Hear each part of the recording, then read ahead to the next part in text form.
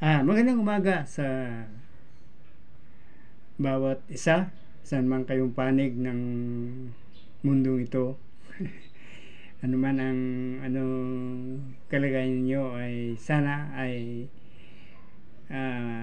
mapanood niyo ang video na ito patungkol sa tukso o temptation. Ito ay nakasulat sa aklat ni James. Ang sabi dito sa verse 13 ng chapter 1, "Let no man say when he is tempted, I am tempted of God. For God cannot be tempted with evil, neither tempted he any man. But every man is tempted when he is drawn away of his own lust and enticed.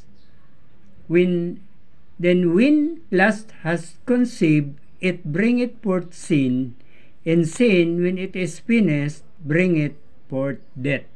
So makita natin dito sa King James Bible. Ang ginagamit po namin sa church ay King James Bible. Bakit kaya King James? Sapagkat po ang King James na 1611, ito po ay simulan 1611, hindi po nagbabago. Yung limawa, ngayong panahon na ito, nagprinted na uli ng King James 1611, hindi po nagbabago yung salita ng Diyos. Yun, hindi po binabago. Sa ibang mga Bible kasi, mga kapatid, hindi ko naman sinisiraan sila, ay tuwing anong tawag niya, revision ba yung tawag nun? Yung pag nag-imprinta uli, mayroon silang binabago.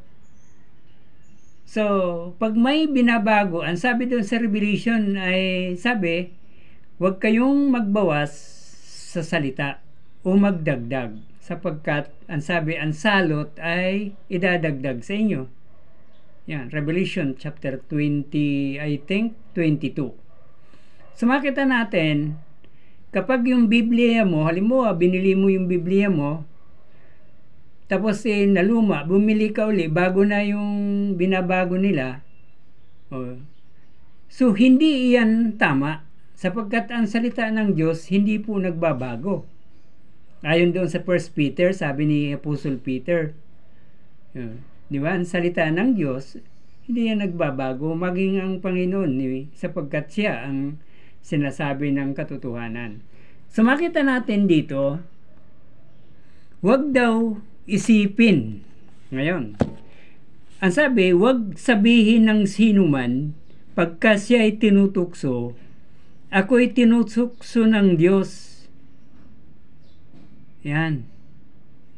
Yung tukso pala ay hindi mula sa Diyos, sapagkat sabi, ang Diyos ay hindi matutukso sa masamang bagay, hindi rin naman siya nanunukso sa kaninuman. So makita natin, yung tukso pala ay hindi mula sa Diyos. Yan. Kanino mula? Alam, sabi ng Bible, doon yun sa dyablo. Ang dyablo po, kung kayo po ay walang ganong alam, ang dyablo po ay create yan o nilalang ng Diyos. Siya po ay nilalang, siya ang pinakapinuno na anghel sa langit. Yun. Makapangyarihan, di ba? Sabi yung matalino, sapagkat binigyan ng talino ng Diyos. Subalit, nung mangyaring, dahil parabang naano siya sa kapangyarihan, lumaban sa Diyos, nagrebelde. Yan, nagrebelde hanggang, I think, sabi ng mga 3/4 ng angels sa langit, nagrebelde kasama niya. So kaya nga, pag binasa mo yung Isaiah chapter 14, nandun yun, mga kapatid. Siya nagmataas. So makita natin, ang panunukso pala ay mula sa dyablo, hindi sa Diyos. Ang Diyos po ay hindi nanunukso, pero nagtitisting. Yan ang isipin natin. So, ang sabi rito, huwag sabihin ng sinuman. Yan. Sa verse 14, kundi ang bawat tao ay natutukso kapag nahihila ng sariling masamang pita at nahihikayat. So, ang tukso pala, ipinapanganak o nagkakaroon ng kapangyarihan kapag nahihila. Pag sinabing nahihila, naaakit. Tingnan natin doon sa, pag binasa natin ang Genesis chapter 3, diba? Si Adan, ay si Eva pala, si Eva, diba? Tiningnan niya yung bunga ng pagkakilala ng mabuti at masama na pinagbawal ng Diyos. Hindi po yun mansanas, ha, mga kapatid. Hindi po mansanas ang nakalagay. Bunga ng pagkakilala ng masama at mabuti. Yan. Yun ang puno na yun na pinagbawal ng Diyos. Dahil nga, kapag nakakain ka noon, diba, sabi, tree of life yun. Hindi ka na mamatay physically. Yung tree of life na yun. So makita natin, ano nangyari kay Eva? Tingin ng tingin siya, tapos nagkaroon siya ng pagnanasa kasi nadaya siya ng dyablo. Na pag kumain daw, magiging Diyos. Malalaman ang mabuti at masama. Oo, tama. Nalaman niya nga ang mabuti at masama. Pero nahiwalay sila sa Diyos dahil nga, iyon ay pinagbawal. So, makita natin, yun po ay tinatawag na testing of, tinisting sila ng Diyos kung susunod o hindi. Kaya nga dito, ang tukso ay ipinaglihi o ipinapanganak. Kaya nga sabi dito sa 15, kung magkagayoy ang kahalayan kung may paglihi ay nanganganak ng kasalanan, at ang kasalanan pagka malaki na ay namumunga ng kamatayan.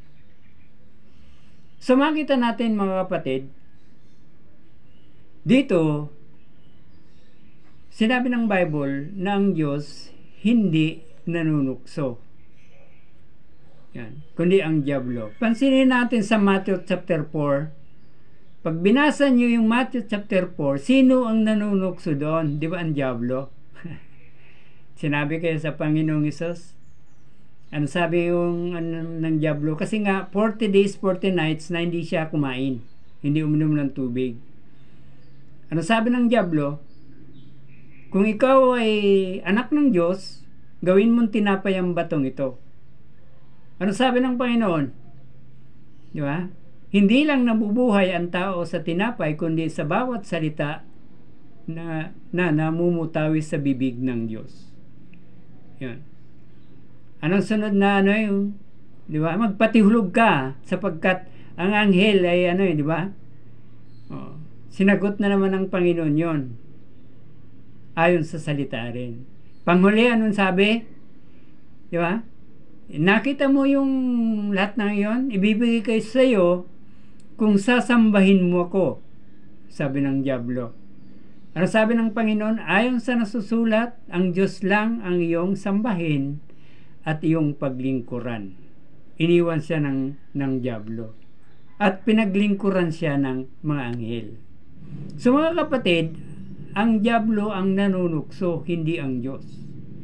So makita natin dito, sabi rito, kapag ipinaglihi, di ba? Sabi diyan, di ba? Pag nakita halimbawa tulad ni Eva, nakita niya yung pinagbawal, di ba?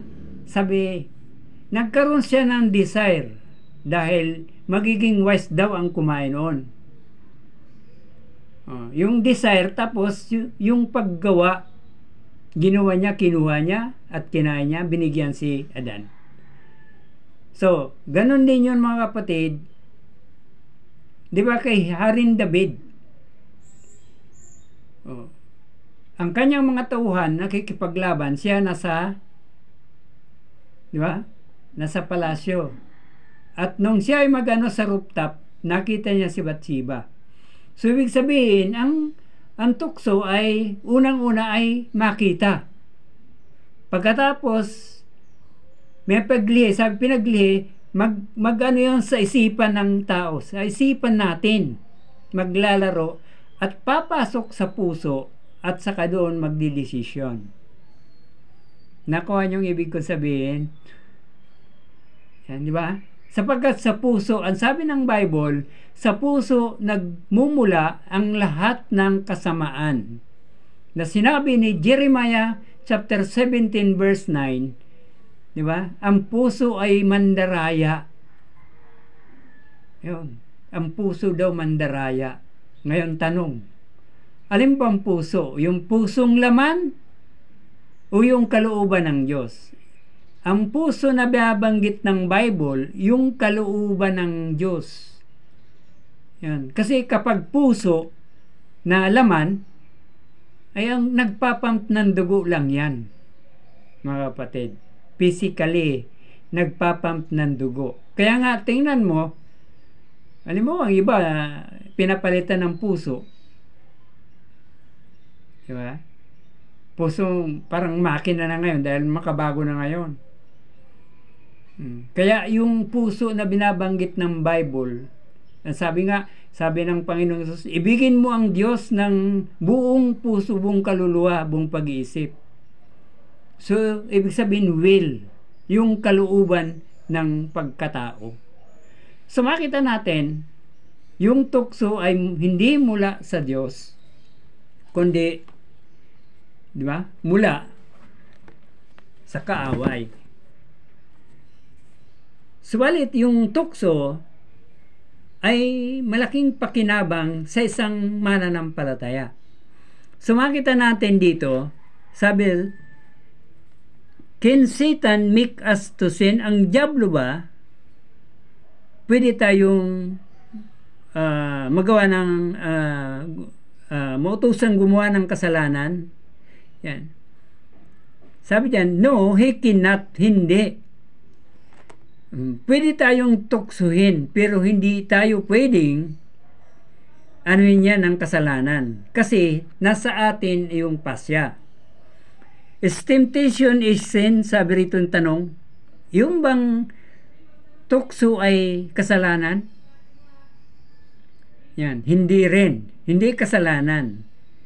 Subalit, kung tukso, tinutukso ka at ginawa mo, halimbawa, ganito. Halimbawa, yung babae, gustong-gusto ka. Tinutukso ka. Nagpatukso ka naman. Nagkasala ka. So, yun. Pag tinukso ka lang, hindi ka nagkakasala. Bibigyan ko yung halimbawa. Si Joseph, yan. Anak ni Jacob. Si Joseph, di ba si Potiphar, yung asawa ng kanyang amo, kasi si Potiphar ay guard sa ni Pharaoh. Araw-araw siyang tinutukso ni yung Mrs. Potiphar. Kasi wala namang pangalan binigay basta asawa ni Potiphar. So makita natin, hindi siya nagkasala hanggang sa nung talagang gagalit na yung babae. Inano siya, para bang kung sa kinurner na. Pero, umalis siya sa bahay. Naiwan ang kanyang damit. Ngayon, gumawa na ng yung asawa ni Potiphar. Kaya siya napunta sa bilangguan, pinabilanggo. So, makita natin, yung tukso, pag hindi mo ginawa, hindi kasalanan. Ngayon, sa sambahagi na sinasabi ng Bible, dito sa Matthew chapter 5 verse 28, ang sabi, ang sino man tumingin sa babae na mayroong pagnanasa ay nagkakasala na ng pangangalo niya. So, ibig sabihin, hindi masamang tumingin Pero pag pinagnasaan mo siya, yun na kasalanan na sa harap ng Diyos. Maraming tao na, sabi niyan tulad ng halimbawa, nakita hindi nanganganak, ang tagal na. Sabihin ng lalaki, pahiram lang sa akin yun ibig sabihin, pinagnanasaan niya. Kaya nga, halimbawa, sa jeep, di ba? Yung babae, napaka-iksi ng damit, halos kita na yung Nakapansin nyo ba, minsan hinihila para humaba. Paano hihila?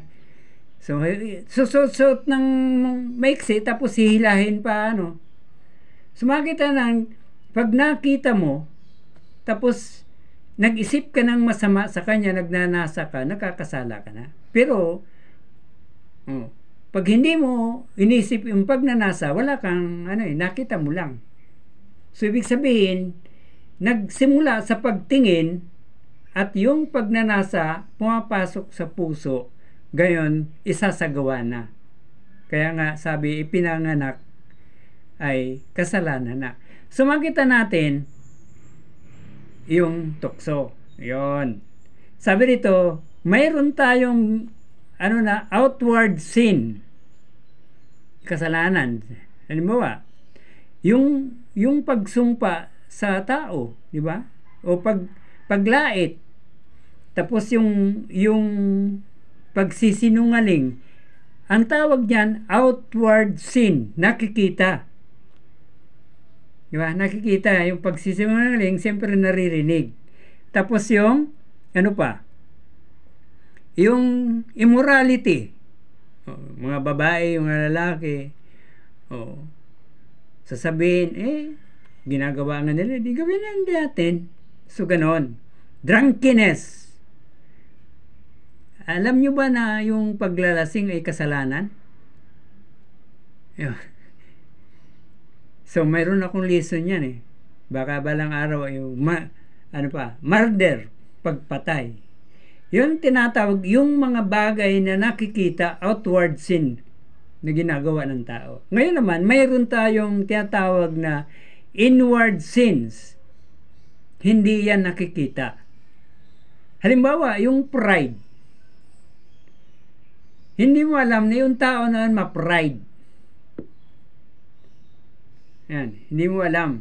Kaya pag sinabihan mo ng ganito, hindi ka papansinin kasi may pride siya. Payuhan mo, hindi yan maniniwala. Pride ang tawag doon. Hindi nakikita. Meron yung jealousy, nakikita mo bang nagsisilo siya? Mahalata mo, pero hindi mo siya nakikita. Yung pagsilos niya. Hindi mo yun hindi mo yun mababasa sa kanyang isipan. Pero naano lang natin dahil nga doon sa kanyang ginagawa. Outward na ginagawa. Ganon din ang envy, yung selfishness, yung makasarili. So makita natin yung unforgiveness, yung hindi siya nagpapatawad. Mga sekreto na mga bagay na nasa puso ng tao. Inward, nasa yun. So makita natin yung source ng temptation ay internal. Pag sinabing internal, nasa loob. Mula sa puso. Ang sabi doon sa Mark chapter 7, 21 to 23. Ngayon, titingnan muna natin.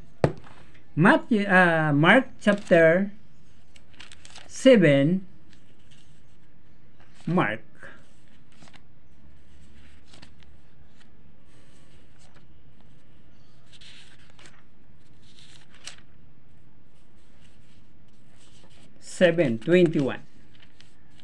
Tagalog ang natin. Sabi dito, sapagkat mula sa loob, yan, sa loob, sa puso, mula sa puso ng mga tao, lumalabas ang masasamang pag-iisip. Mag-iisip, ang mga pagkikiapid, ang mga pagnanakaw, ang mga pagpatay sa kapwa-tao, ang mga pangangalunya, ang mga kasakiman, ang mga kasamaan, ang pangdaraya, ang kalibugan, ang matang masama, ang kapusungan, ang kapalaluan, ang kamangmangan. Ang lahat ng mga masamang bagay na ito ay sa loob nagsipanggaling sa na nakakahawa sa tao. So makita natin sa puso pala nang gagaling. Yan. Sa puso ng tao. Kaya nga 'di ba may kasabihan sa Proverbs na kung ano ang laman ng bibig, 'di ba? Ay siya ang bukang bibig. Kung anong laman ng puso mo, 'yon ang lumalabas sa iyo, 'di ba?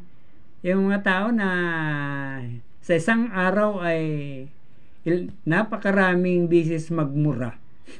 Minumura yung asawa niya, anak niya. Di ba? Kasi nandun sa puso. Nakatago sa puso, kaya lumalabas sa bibig. So makita natin, doon pa na nang gagaling. Yan. Tapos, nadidevelop pa yun. Hanggang sa nagkakaedad, nadidevelop. Kaya tingnan mo, di ba? So, ang tao ngayon, di ba? Lahat ng kanilang isip para sa kanilang sarili, makasarili. Sa negosyo, papatayin yung mga kalaban sa negosyo para masarili nila. Tingnan mo sa mga droga. Tapos yung gumagawa ng droga, walang pakialam na masisira yung kapwa. So makita natin, pasama ng pasama ang tao. Kaya nga, kailangan natin ng salita ng Diyos kasi yung salita ng Diyos ang naglilinis sa kasalanan ng tao. Habang sinusunod mo yung salita ng Diyos, ang puso mo, di ba? Ang puso mo ay pumapasok ang salita ng Diyos. Kaya nga, di ba, unti-unting mamamalayan mo, nagbabago ka na kasi nga, sinusunod mo yung salita ng Diyos. Ang halimbawa niyan mga kapatid, mga minamahal, isang baso ng tubig, subukan mong lagyan ng bato. Yan, ng bato. O kaya buhangin na lang. Habang nilalagyan mo yon, anong nakikita mo? Nababawas ang tubig. Alam mo, lagyan mo uli ng buhangin, mababawasan na naman. Ganon ang buhay ng isang Kristiyano. Habang sinusunod mo yung salita ng Diyos na nabasa mo, napakinggan mo, yung puso mo, papasok doon, may store sa puso mo yung salita ng Diyos at mayroong aalis doon kasi masisikipan siya. Di ba? Hindi siya makatagal doon sa salita ng Diyos. Doon sa puso mo, sa kalooban mo, sa kalooban ng buhay mo. Aalis siya doon, parang tubig na nasa baso. Kasi nilagyan mo ng buhangin eh. Ganon. Kaya nga ang Kristiyano ay unti-unting nagbabago. Kapag hindi ka nagbago, may problema ka. Baka hindi genuine ang pananampalataya mo sa Panginoong Jesucristo. Ganun lang. Dapat saliksikin mo ang iyong puso, ang iyong buhay. So makita natin dito, sa puso pala nang gagaling. So kaya nga, maraming Kristiyano ay hindi aware o hindi maingat sa buhay. Kaya nga, tingnan mo, hindi siya lumalago. Kapag ang Kristiyano totoong nanampalataya sa Panginoon, kapag hindi sinusunod ang salita ng Diyos, hindi ka lalago. Madadaya ka. Kasi nga, hindi ka lumalago. Yung kaalaman mo sa salita ng Diyos, hindi mo sinusunod, kaya hindi ka lumalago. Para rin yung pag-aaral yan na secular. Paano ka makaalis sa grade 1? Di ba? Hindi mo tinatapos. Pagpasok mo uli, susunod na taon, grade 1 ka na naman. Kasi hindi ka nakapasa. Ganon lang yun. So, makita natin yung temptation sa Kristiyano, yun ay may purpose. So, titingnan natin dito sa ating binasa. Balikan natin, James.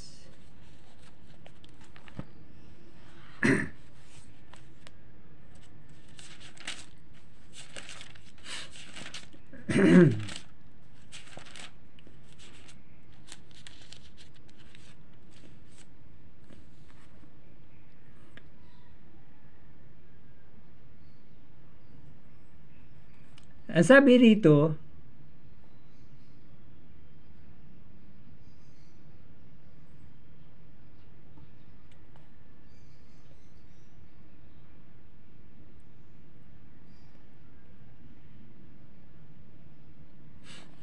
sana yun.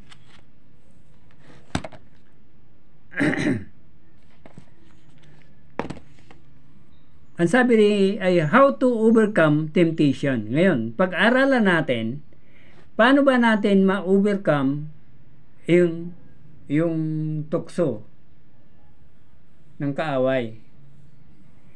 So, dito, makita natin yung solusyon ng Bible o ng Biblia. So, dito, doon sa pag-ano natin sa kasalanan, ay sinabi dito sa Romans chapter 6. Romans chapter 6, verse 11 to 14. Romans chapter 6, 11 to 14. Ang sabi rito, gayon din naman kayo, ibilang ninyong kayo'y tunay na mga patay na sa kasalanan, ngunit mga buhay sa Diyos kay Kristo Jesus.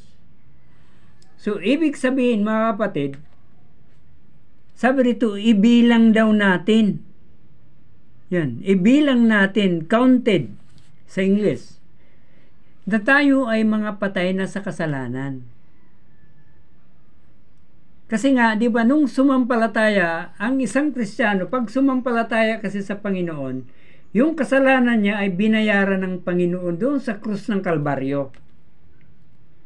Yun, binayaran niya yon, siya nagbayad. Kaya nga tayo, na sumampalataya sa Kanya, sabi ng Bible, ligtas na doon sa kapahamakan ng kasalanan. Yan ang tinatawag na first salvation. Salvation from death in hell. Kaligtasan natin, di ba, mula doon sa kasalanan at doon sa kapahamakan sa impyerno. Tinatawag yan na first salvation. Salvation from sin and death.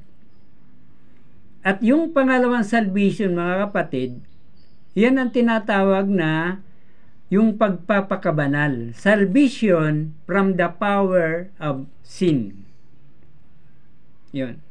Ang pangatlo niyan, mga kapatid, yung pagkuha sa atin ng Panginoong Jesucristo, yung tinatawag din sa 1 Thessalonians na rapture o pagdagit, pagkuha ng mga buhay, pagbalik ng Panginoon, nasa alapaap siya, kukunin ang mga mananampalataya na buhay pa, at yun may magbabagong anyo, ng glorified body. Yan ang tinatawag na salvation from the presence of sin. Kasi nga, dadalhin na tayo doon sa langit. Yung presensya doon ng kasalanan na iwala na. Diba? Wala nang kasalanan doon sa presensya ng Diyos. Ang kasalanan ay nandito sa lupa. Kaya nga yung tinatawag yung paglago ng isang Kristiyano, yan ay tinatawag na salvation from the power of sin. Hindi na tayo alipin ng kasalanan, pero nagkakamali pa rin tayo sapagkat tayo ay tao lang. magkakamali ka. Kaya nga lang, meron tayong, di ba, Diyos na nagpapatawad sa atin. So, makita natin dito, anong sabi ng verse 12? Huwag ngang maghari ang kasalanan sa iyong katawang may kamatayan, upang kayo'y magsisunod sa kanyang mga pita. So, di ba? Huwag na daw maghari. So, ibig sabihin ng huwag na maghari, nakakaiwas tayo sa kasalanan sa pamagitan ng salita ng Diyos. Kapag alam mong mali, huwag mo nang gagawin, sapagkat yun ay kasalanan. Di ba? Halimbawa, sinabi ng Bible, yung pagsisinungaling ay abomination to the Lord. Karumal-dumal sa harap ng Diyos ang pagsisinungaling. Bakit mo pa gagawin? Siyempre, yung mga hindi mananampalataya ng Panginoong Hesukristo, malalas magsinungaling yan, lalong-lalo ng mga politiko eh. Tingnan mo nakarang eleksyon. Mga pangako nila. Yung pangako ni Cayetano, yung siya magkandidato, di ba? 10K. 10K daw ang bibigay na ayuda. Sana yon. Yung isa naman na nagkandidatong senador, basta ano ba yun? 2,000 ba yata yun? Mga 2,000 na bayad sa kuryente, libre na. Di ba? Kasinungalingan para manalo. Pero binubuto naman. Sumakita natin dito, ano pa sabi? Huwag din naman ninyong ihandog ang inyong mga sangkap sa kasalanan na pinagkakasangkapan ng kalikuan. Ano yun? Yung bahagi ng ating katawan, pag-iisip, di ba? Pag iyon ay ginagamit natin na kasangkapan sa kalikuan o kasalanan, di ba? Ang sabi, huwag na. Huwag din naman ninyong gamitin. Kundi, bagkus ano sabi? Yan. At inyong mga sangkap na pinakakasangkapan sa katuwiran sa Diyos. Yung atin daw katawan ay gagamitin na natin kasangkapan sa katuwiran ng Diyos. So, ibig sabihin, kapakanan ng Diyos, gamitin ang ating katawan sapagkat ang ating katawan nilalang ng Diyos at tinubos ng Diyos para gamitin, di ba, sa kanyang kaluwalhatian. Kaya nga sinabi ng 1 Corinthians yan eh. Sabi ni Pablo sa mga taga-Korinto, di ba, hindi nyo ba alam ng inyong katawan ay binili ng Diyos at hindi yun sa inyong sarili? Yan. 1 Corinthians 6:19 hanggang 20, nandun yun. Kaya nga sabi, luwalhatiin ninyo ang Diyos na sa langit ng iyong katawan.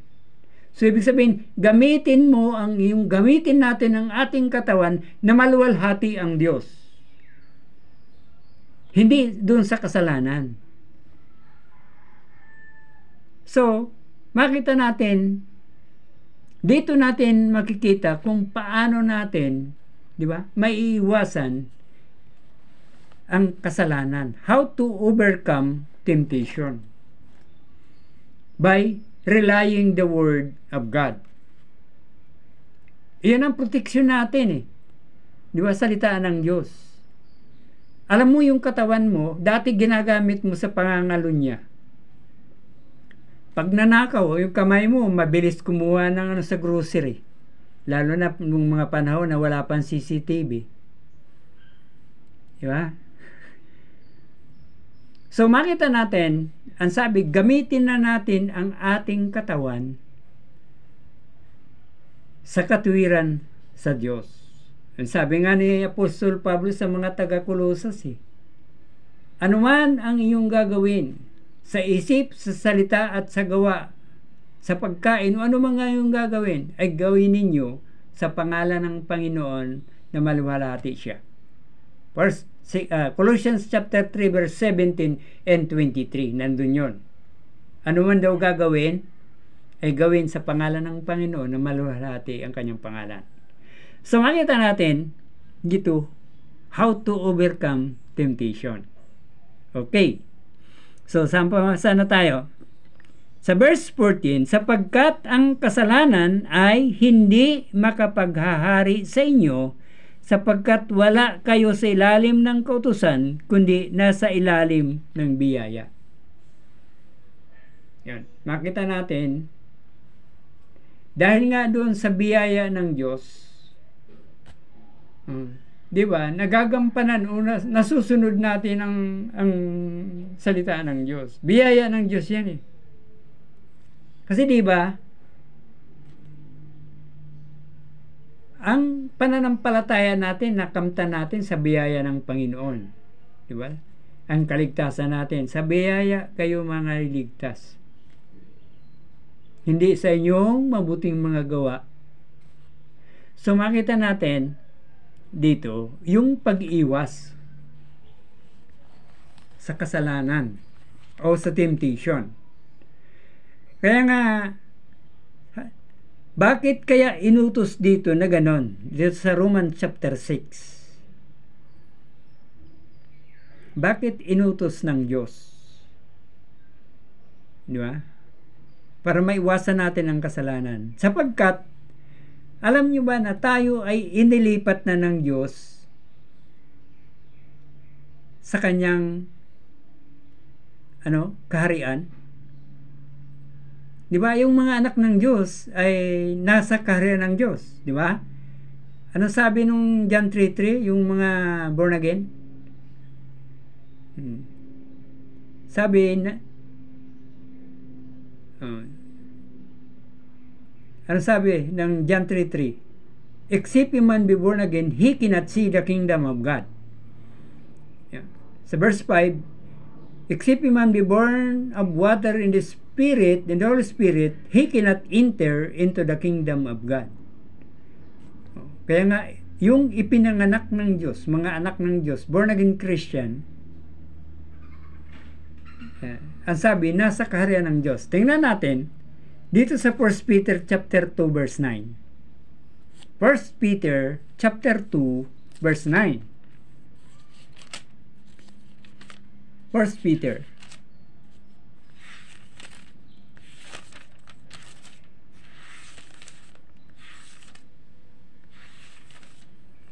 Chapter 2 verse 9. Okay. Ang sabi ng verse 9, datapwat kayo'y isang lahing hirang. Sinong lahing hirang? Ay yung mga Israelita, unang-una. Saka yung mga mananampalataya, ngayon na mga hintil. Isang makaharing pagkasaserduti. Bansang banal, bayang pag-aring sarili ng Diyos, upang inyong ipahayag ang mga karangalan ni Aong tumawag sa inyo mula, ang sabi, mula sa kadiliman hanggang sa kanyang kagilagilalas na kaliwanagan. Yan. Sa English niyan ay sabi niyang doon sa isang bahagi, we are all delivered from the kingdom of darkness, di ba? Where sin reign. Diba? Nilipat na tayo, sabi nga ganon eh, doon sa kagilagilalas na kaliwanagan. So makita natin yung yung salita ng Diyos ay palaging may supporting verses. So kaya nga, di ba, ang Biblia ay inutos ng Panginoong Jesucristo na saliksikin. John 5:39 sinabi ni Jesus Christ, saliksikin ninyo ang banal na kasulatan sapagkat naroon ang buhay na walang hanggan at iyon ay nagpatutuo tungkol sa akin. Utos yan. Diba? Pero may mga churches na pinagbabawal ang Biblia. Tingnan mo yan. Yung utos ng Panginoon, saliksikin ng banal na kasulatan, yung utos naman ng mga leader ng religious denomination, wag magbasa ng Biblia. Ano ba yun? Sino ba susundin nyo? Si Jesus Christ o ang yung leader?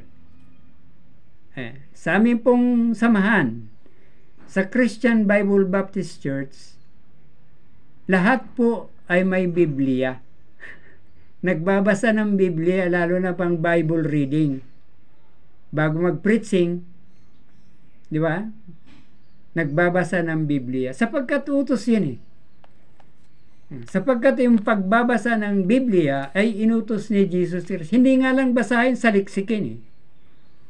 Pag sinabi mga kapatid, mga minamahal, saliksikin, di ba? Kung sa Tagalog, di ba? Ibang Tagalog, halughugin ninyo ang buong kabahayan. Kung sa isang pulis, may raid. Saliksikin ninyo ang buong kabahayan. Anong ginagawa ng pulis? Pati mga punda ng unan, sinasalik. Inaano yun, binubuksan eh. Baka may nakatagong droga, di ba? Yun tinatawag na saliksik. Search sa English. Di ba? Hindi sinabi ni Jesus Christ na search.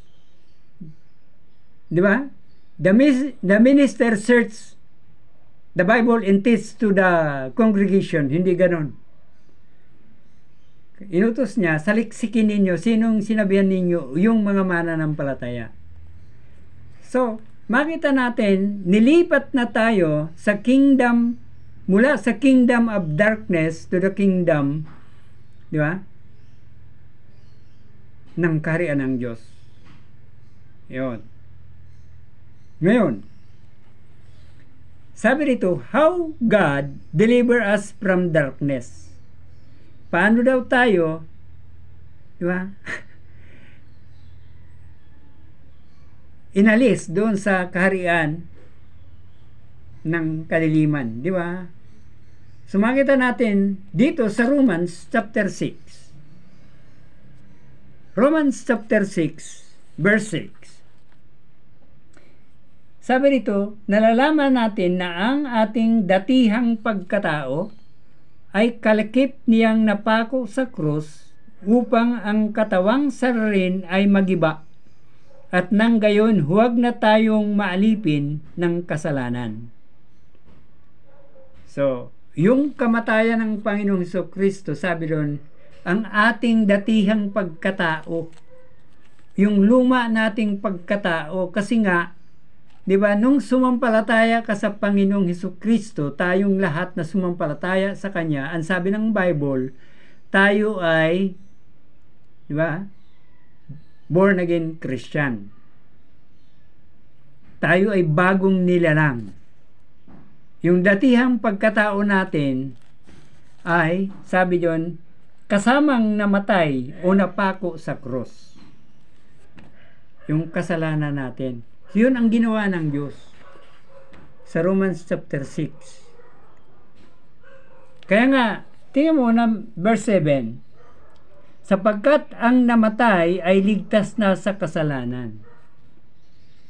So kaya nga, yung datihang pagkatao natin ay patay na yung kasalanan. Yung datihang pagkatao natin. Kaya nga sabi, di ba, ang sino man na kay Kristo ay bagong nilalang. First, 2 Corinthians 5:17 nandoon. Sabi ron, ang sino man na kay Kristo ay bagong nilalang at ang mga lumang bagay ay nagsilipas na at to'y naging pawang mga bago. Kaya nga ang Kristiyano, totoong Kristiyano, ay unti-unti nagbabago yon. Pero kung hindi ka nagbabago, nakikita sa iyo yung ginagawa ng sanlibutan, ay baka hindi ka Kristiyano. Kristiyano ka lang sa nguso, pero sa puso hindi. Marami kong kilala, hindi nagbabago eh. Yung kapatid niya nga sa pamilya, hindi niya minamahal eh. Ay, paano mo masasabing Kristiyano yun? Ay, sabi ng Panginoon, ibigin mo kahit nakaaway. Diba? Matthew 5:41, sabi, mahalin mo yung kaaway. Diba? Huwag mo siyang isumpa. Kung nagutom, pakainin mo. Ay, yung kapatid mo mismo sa pamilya mo, hindi mo minahal eh. Oy, paano ka masanging Kristiyano niyan? Hindi nakikita sa buhay mo, kaya may problema ka. Hindi kita hinihusgahan. Saliksikin mo yung sarili mo. I-renew mo. Baka yung pagtanggap mo sa Panginoon ay medyo emotional lang. Baka kailangan may panganak muli, kapatid, kung mayroong ganun ang yung buhay. So makita natin dito, sabi dito, kasama nating namatay, kasama tayo ni Kristong namatay sa krus ng Kalbaryo. Yun ang kabayaran ng kasalanan natin. Kaya nga, di ba sinabi doon sa ating binasa uli na huwag na tayong mamuhay doon sa kasalanan. At yung buhay natin, ihandog na natin sa Diyos, nakasangkapan sa kabutihan para sa Diyos. Yan. So kaya nga, tingnan natin sa Romans 6:11.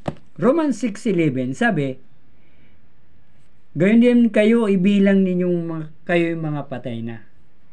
Lagi nating isipin, oo nga, di ba? Yung dati kong pagkatao ay patay na. Ako ay pinanganak na muli. Yan. O baka kapatid, o mga minamahal, baka hindi mo naunawaan ang born again. Kung hindi mo naunawaan, mayroon akong paliwanag sa video. Hanapin mo yung doon sa YouTube. Yun, video ko sa YouTube. Kapanganakang muli. Nandoon pinaliwanag ng banal na kasulatan kung paano may panganak muli ang isang tao. Kung ano ang ginawa ng Diyos, ano ang ginawa ng tao, para yun may sa katuparan ng Diyos. Kasi kapag wala kang ginawa, narinig mo yung salita ng Diyos, sinabi ng Diyos, wala kang response, ay hindi ka tunay na anak ng Diyos. Yun, nandun yun. Di ba? Sabi ng Bible, ang sino man tumanggap na totoo kay Kristo ay naging mga anak ng Diyos. John 1:12.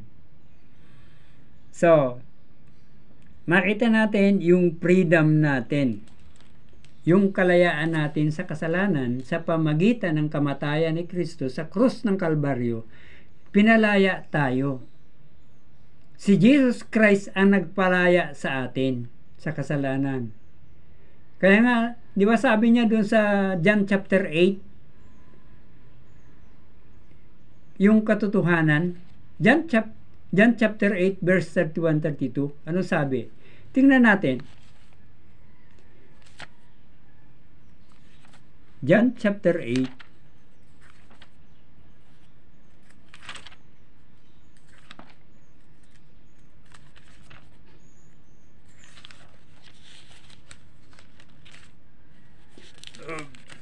31. Ang sabi, sinabi nga ni Jesus sa mga Hudyong yaon na nagsasampalataya sa Kanya, kung kayo'y magsipanatili sa aking salita. Yan. Sinabi niya, kung kayo'y magsipanatili sa aking salita, kung magkagayon, tunay na kayo'y mga alagad ko. So, ang pananatili sa salita, John 15, mayroon din binabanggit dun si Jesus Christ. Diba? Pananatili dun sa, diba? Sa puno. Yan. At yung makikilala ang katotohanan at ang katotohanan magpapalaya sa inyo. Yan. So magpapalaya. Anong magpapalaya? Magpapalaya tayo sa kasalanan, sa maling turo, kasi matutunan natin yung katotohanan. Ang katotohanan ay ang salita ng Diyos. At ang katotohanan ay si Jesus Christ. Diba? Sa John 14:6, I am the way, the truth, and the life. So makita natin yung sinabi ng Bible. So, kaya nga ang temptation ay maiwasan lang natin yan sa pamagitan ng salita ng Diyos. Sapagkat sinabi ng Panginoon, ginagamit niya yung salita ng Diyos para makaiwas sa kasalanan. Siya nga na Diyos gumagamit siya ng kanyang salita ng Diyos. Sinasabi niya, ayon sa nasusulat, Matthew chapter 4 nandun, di ba? So makita natin, yung temptation sa mga anak ng Diyos,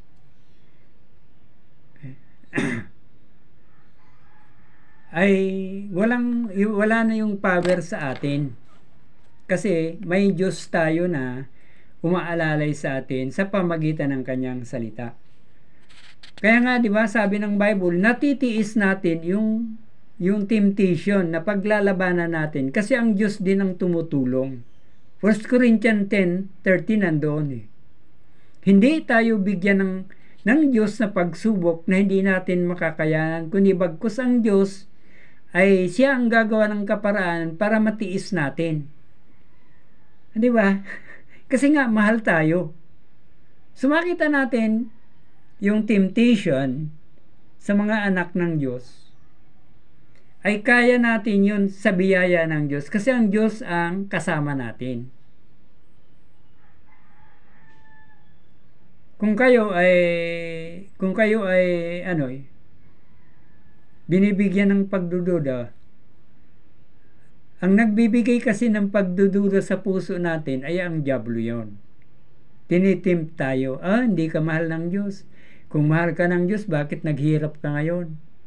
Di ba, ganun lang yan Kasi nga, di ba, pag ikaw ay anak ng Diyos, dati maluwag ka. Pero, maluwag ka sa pira, hindi naman magandang paraan ang ginagamit mo. Meron kang tinatapakang tao. Gumagawa ka ng kasinungalingan para lang kumita. So, ngayon, tapat ka na, kaya hindi ka na ngayon nang lalamang. Kaya ang pinansyal mo ngayon, kaya nga yung temp o kaya testing, yung testing yun sa'yo. Kasi nga, pag binasa natin ang James chapter 1, meron doong testing. Kaya ang chapter 1, verse 1 to 12, testing. Pero pagdating dito sa 13 to 15, tukso. So, tingnan natin para maunawaan ninyo. Sabi ng James,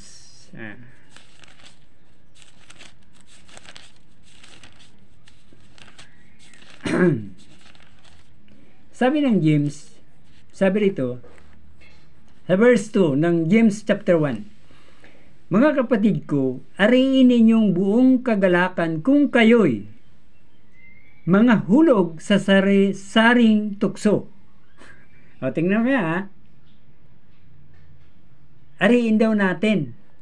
Ang sabi rito, yamang nalalaman na ang pagsubok, yung tukso ditong binabanggit, pagsubok. Yung pagsubok sa inyong pananampalataya ay gumagawa ng pagtitiis. So makita natin yung ano dito. Iba naman itong verse 2 to 12. Patuloy natin Sabi rito, yung pagsubok sa inyong pananampalataya. So, ang bawat Kristiyano, binibigyan ng pagsubok yan.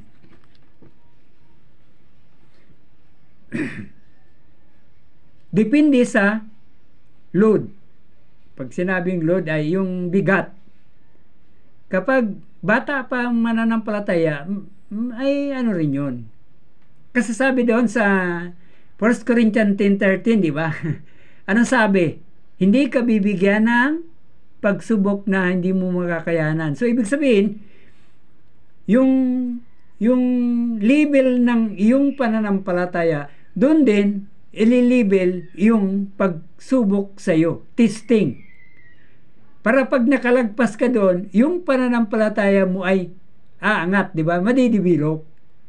Yung purpose ay for development. for maturity, the purpose of testing. Okay? Nakuha niyo po? So makita natin dito, sabi rito, ang pagsubok daw sa inyong panamta ay, sabi din, gumagawa ng pagtitiis. Ngayon, a great example nito ay si Job. Si Job. Basahin nyo ang aklat ni Job. Anong unang nawala sa kanya? Kayamanan. Yung kanyang mga pag-aari nawala. Pangalawa, yung kanyang pamilya. Tapos mga kaibigan. Pati asawa niya, iniwan din siya. Pero anong sabi ni Job? Ano sabi niya? Di ba? Ang Diyos ang nagbigay, ang Diyos din ang kukuha. So nagpatuloy si Job, di ba? Ngayon, doon sa ending ng Job, pag binasa mo yon, yung nawala sa kanya, dinubli ng Panginoon dahil doon sa kanyang katapatan. So, matindi yung pananampalataya ni Job. Kaya tingnan niyo yung pagsubok sa kanya, testing sa kanya, matindi rin. Pero nanatili siya sa Panginoon. So yun, di ba? Testing. Yun, sabi, gumagawa ng pagtitiis. Tiniis niya eh. Di ba? Lahat, sabi ng Bible, nagkaroon siya ng mga sugat, bukol, sa buong katawan. Buong katawan. Tayo nga, isang pigsa lang eh. Talagang hirap na tayo sa isang pigsa o kaya mag-asawang pigsa. Mabuti kung pizza yun, masarap yun. Hindi eh, masakit eh. So makita natin yung pagsubok, diba? Gumagawa, sabi ng pagtitiis, ang iyong at inyong pabayaan na ang pagtitiis ay magkaroon ng sakdal na gawa. So sa verse 4, sabi, sakdal na gawa. So ibig sabihin, habang nagtitiis ka, gumagawa ka ng maayos sa buhay mo. Hindi ka na ninisi. Ay, si pare kasi. Di ba? Minsan ang ibang tao sinisisi ang Diyos. Ang Diyos kasi bakit kami ginawa? Sana hindi na lang ako nilalang eh. Di ba? May mga ganun senaryo. Subalit dito makita natin yung layunin. Kayo'y maging sakdal at ganap na walang anumang kakulangan. So ang purpose, di ba, ng testing, para umasa sa Diyos. Kaya nga, di ba, sa ibang bahagi, dun sa Psalms yata yun, naalala ko, yung trouble, ano yung kaguluhan sa buhay mo, sabi ng Panginoon, lumapit ka.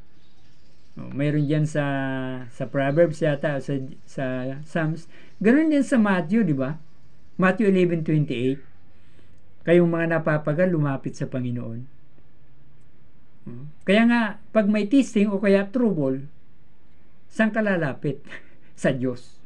Kasi may invitation sila doon eh. Diba? Matthew 11:28 sinabi ng Panginoon, lumapit kayong mga napapagal at nabibigatan at kayo'y aking pagpahingahin. Yan. 1 Peter 5:7 mayroon din.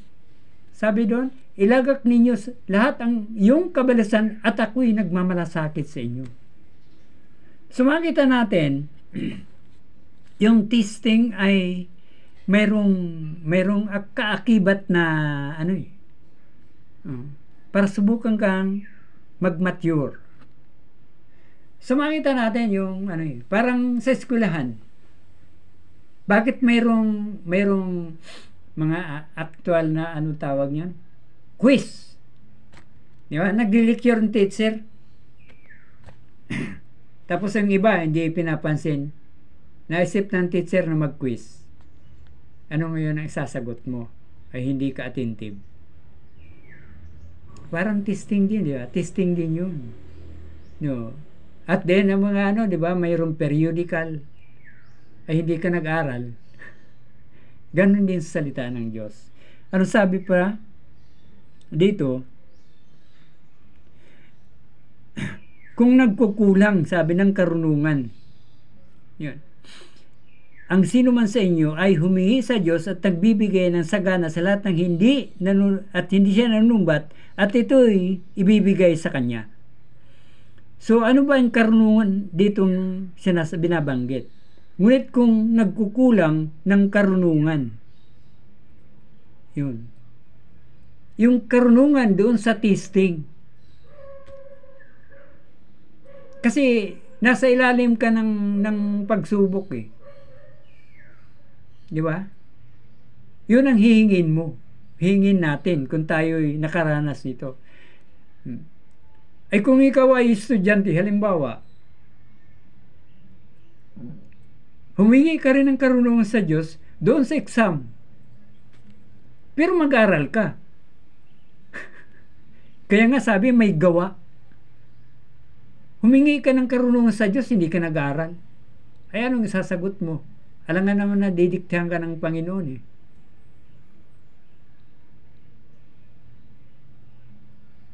So makita natin dito, sabi dito sa verse 6, ngunit humingi siyang may pananampalataya. Yung paghingi, mayroong pananampalataya, naniwala siya doon sa Diyos na kanyang hinihin. At walang pag-alinlang katulad ng isang alon na dagat na tinutulak ng hangin at pinapadpad kumaga magkabi-kabila. So makita natin ang tukso, di ba? Dito hindi testing. Kaya nga sabi dito, ang taong may dalawang akala ay walang tiyaga sa lahat ng kanyang mga paglakad ay walang mangyari. Datapwat ang kapatid na may mababang kapalaran ay magmamapuri sa kanyang mataas na kalagayan. Yeah. So, verse 9, sabi yan, bakit sinabi rito, datapwat ang kapatid na mababang kapalaran ay magmamapuri sa kanyang mataas na kalagayan. Alam niyo ba yung kalagayan ng anak ng Diyos? Mataas yun. Kahit na pulubi ka, basta nanampalataya ka sa Diyos, mataas ang position mo. Meron mo, anak ka ng Diyos. Talo mo pa ang anak ng presidente ng United States. Siya ay anak lang ng presidente ng US eh. Ikaw ay anak ng Diyos. Sino mas mataas? Ang Diyos o si Trump? Di ba ang Diyos? So makita natin eh.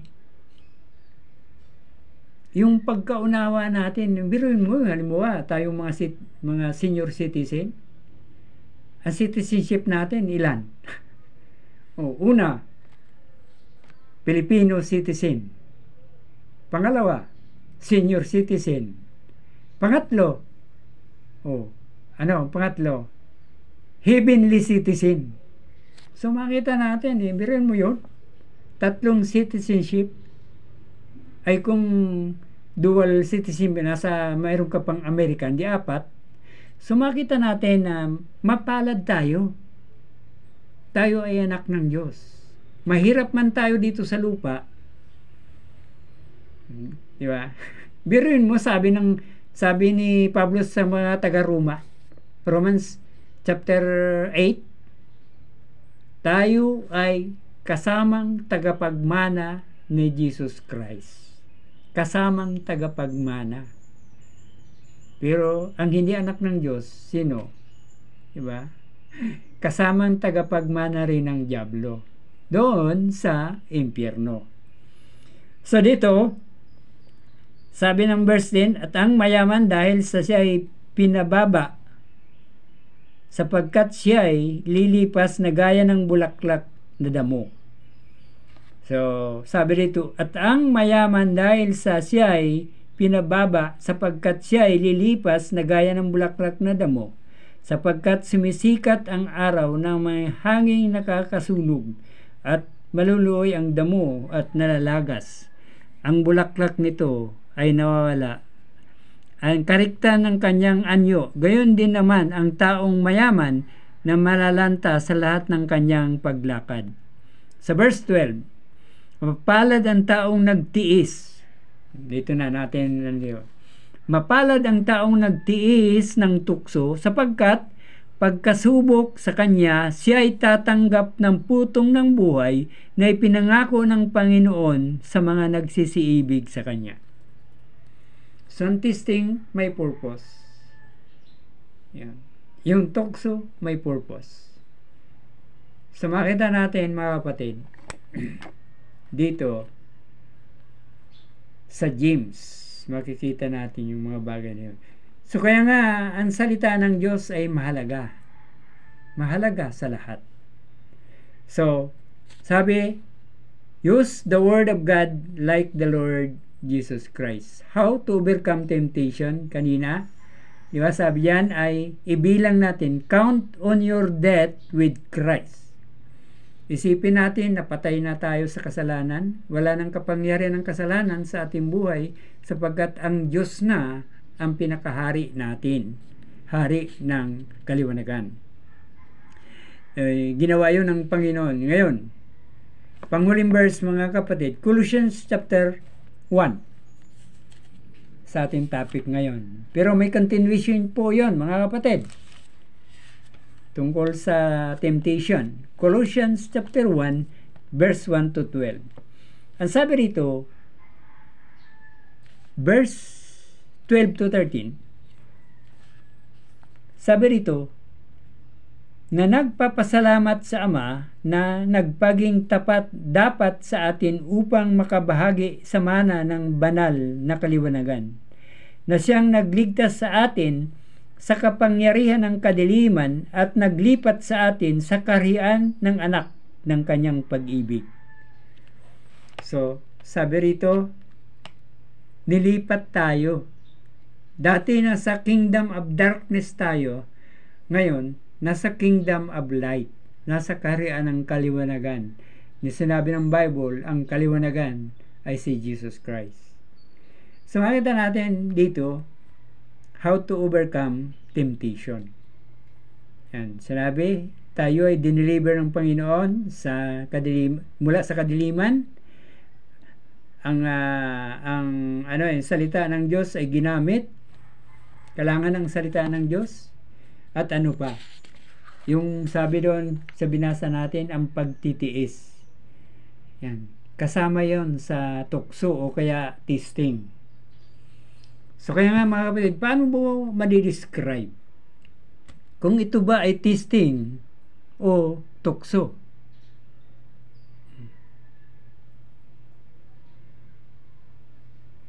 O kaya yung chastisement, diba? May mga ganun. So ang tukso po, diba? Tutuksuhin ka sa lahat ng bagay ay dapat sabi maging masaya ka.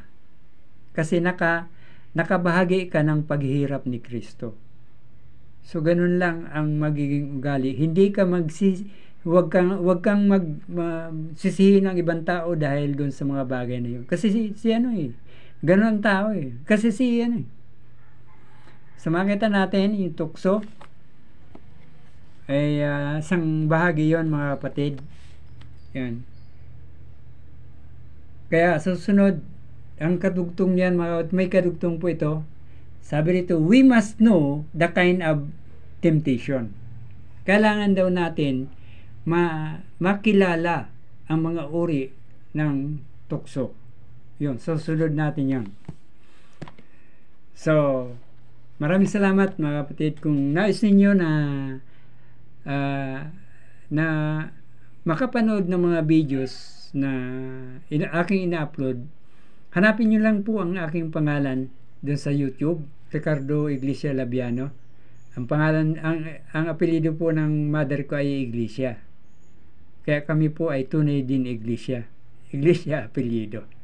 So yon, Ricardo Iglesia Labiano. Yan. Inano ko rin po yun sa Facebook, yung mga ina-upload ko. Maraming salamat po sa inyo, saan man kayo naroon, nasa ibang bansa. Magandang hapon o gabi sa mga bansa na ngayon ay gabi. At sa aking mga kababayan dyan sa Karamuan, kumusta po kayong lahat?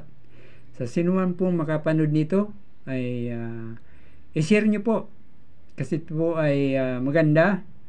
Sa biyaya ng Panginoon ay pinag-aralan nung paano ang tukso o nung uri ang tukso, kaya paano maiwasan. Yan. So maraming salamat at sige, tayo po ay sandaling manalangin. Magpasalamat lang po tayo. Maraming salamat po, Panginoon, sa oras na ito. Salamat po sa iyong biyaya na nakapag-video ako ngayong umaga na ito. Ngayon ay July. Salamat po sa iyong biyaya, Panginoon, kalakasan. Patuloy ko rin pong dalangin ang mga makapanood nito ay nawa ay maging pagpapala ang munting video na ito para sa kanila. Maraming salamat sa lahat ng biyayang patuloy yung binaglob. Tulungan niyo po, lalong-lalo po ang may mga karamdaman sa physical. Ganoon din po may karamdaman spiritual, mga nanghina. Bigyan niyo po ng kalakasan at desire na magpatuloy sa pag-aaral ng iyong salita upang tumibay kami sa bawat hakbang ng aming buhay sa mundong ito na pansamantala naming tinitiran. Patawad, Panginoon, sa mga naisip na gawa na hindi ayon sa inyo. Ito po ang aking dalangin, pangalan ni Kristo Jesus. Amen.